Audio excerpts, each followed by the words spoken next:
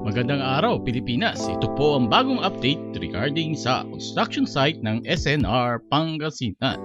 Sa mga sumusubaybay sa channel na ito, maraming salamat po at nananatili kayong nakaabang sa SNR video series.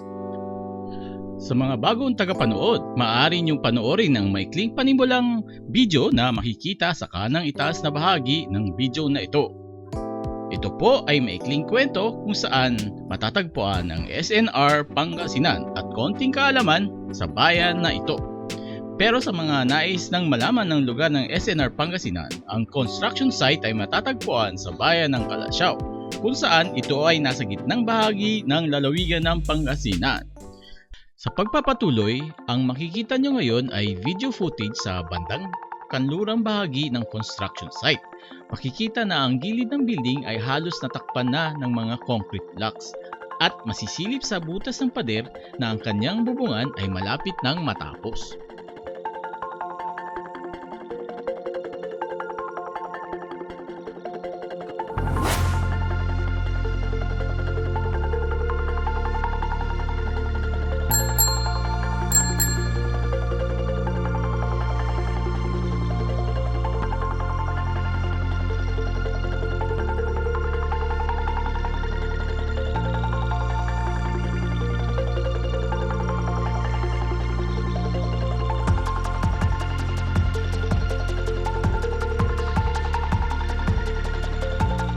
Sa kanlurang bahagi pa rin ng construction site, mapapansin ang nakatayo ng poste at service entrance para sa kanyang koneksyon sa kuryente.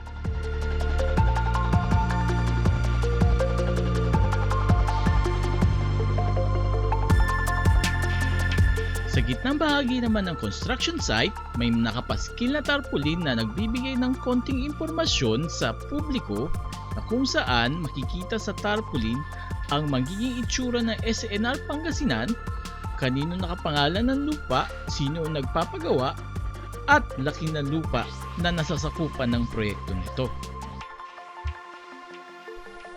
Yan po ang kasalukuyang pagbabago sa construction site ng SNR Pangasinan. Sana nag-enjoy kayo at na-inform sa bagong update tungkol sa SNR Pangasinan. Maraming salamat po at sa susunod ulit!